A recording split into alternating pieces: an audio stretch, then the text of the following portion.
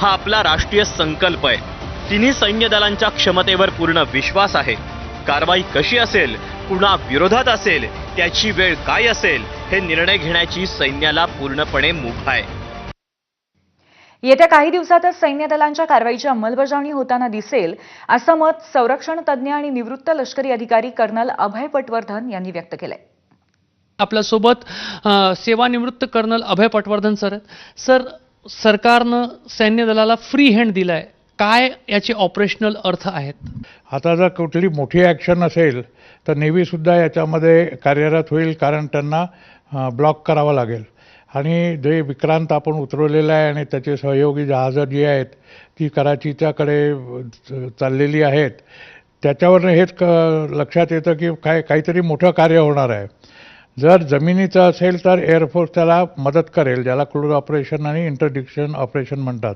Close operation म्हणजे जे जमिनीत आमचं स्थलसेना जी आतमध्ये जाईल त्याच्या आजूबाजूला जे पाकिस्तानी सैन्य असेल किंवा त्याचे जे छोटे छोटे टार्गेट्स असतील त्याला यांनी न्यूट्रलाइज करायचं आणि आमच्या लोकांनी जाऊन त्याला नष्ट करायचं, ध्वस्त करायचं.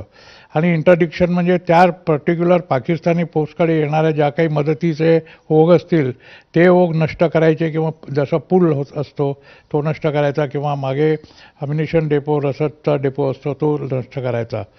आणि जर फक्त एअरफोर्सचं असेल तर बाकीच्या आमच्या जी सैन्य लागलेलं आहे IBवर, जे आता पाकिस्तान आणि आपल्यामध्ये जवळपास 2000 किलोमीटरची IB आहे, तर त्या IBमध्ये जेव्हा सैन्य लागलेलं असतं तर पाकिस्तान कुठनं आतमध्ये येईल, कच्छमधनं येईल, गुजरातमधनं येईल, पंजाबमधनं येईल का JNKमधनं येईल हे माहिती नसतं. त्यामुळे जेव्हा एअरफोर्सचं फक्त ऑपरेशन होईल तेव्हा त्या सैन्याला आणि आमचे जे रिझर्व्ह फॉर्मेशन आहेत जे आतमध्ये जाऊ शकतात त्यांना अलर्ट केला जाईल किंवा त्यांना डिप्लॉय केला जाईल. तर हा सगळा प्रकार जो आहे तो या बैठकीनंतर होईल.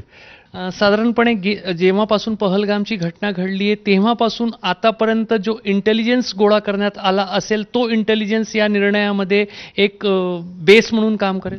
अगदी बरोबर आहे. आता असं असतं की याच्यानंतर काल कमिटीची ही जी बैठक झाली याच्यानंतर अर्थमंत्र्यांची बैठक झाली, प्रधानमंत्र्यांची, त्याच्यानंतर परराष्ट्र मंत्रालयांची झाली.